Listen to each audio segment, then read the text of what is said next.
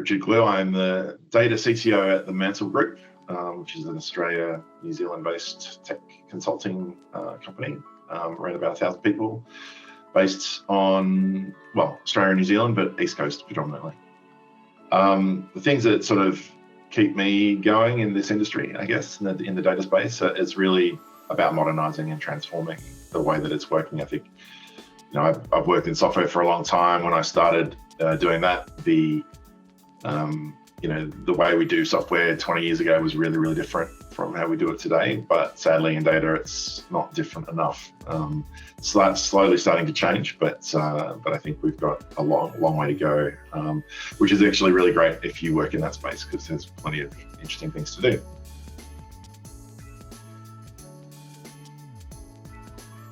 What's the one piece of career advice you wish someone had given you when you were starting out? Yeah, I think there's a few things that sort of stick out, but I suppose the biggest one would be something around taking opportunities when they come. I think sometimes it can feel like you're maybe not ready for something, but then later on when you are, that opportunity's maybe passed by. So kind of like back yourself, say yes to things, push the boat out. And I think that's probably the only, I don't have too many regrets, but that's probably one of them. There's a couple of things I would have probably tackled if I had to go back in time.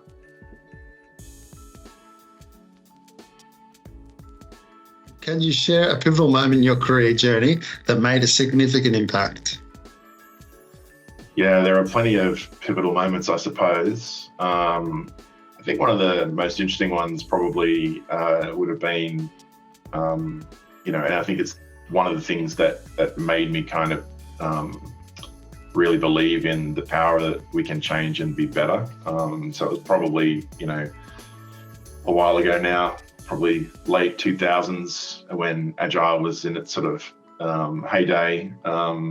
And the team I was working with at the time, it was with Disney in London, had been kind of trying to figure out how to do that for a couple of years. And we finally cracked it, as a team, after making a lot of mistakes and enduring a lot of pressure from like the management above me about, what the hell are you guys actually doing? You don't seem to be getting too far. Thank goodness they were very patient is probably the best word, because when we did get there, we got there in a big way, and it completely transformed everything with how we worked. I had a full CI/CD pipeline in 2007. We didn't have a production Sev 1 or 2 for 2 years. Our productivity was measurably awesome. Like, we were 98% new features and 2% bugs. That's just not something that was at all normal at the time. So that's kind of framed, I guess, why I kind of push hard on what I push hard on now, because I think that that those kinds of improvements are out there if we can push through the pain to get there.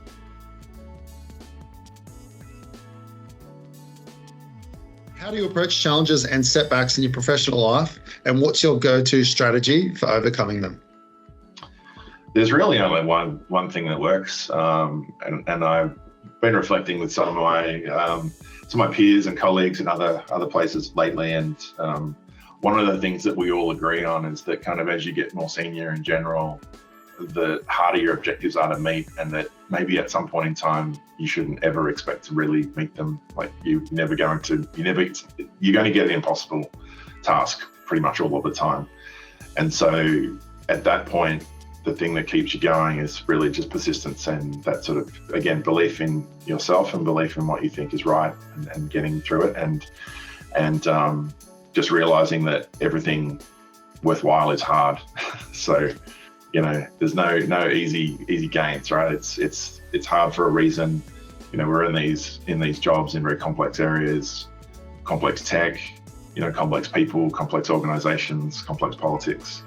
The only way you're going to get through that is by sort of just pushing through, and that's just that bit of, I guess, grit and resistance and persistence.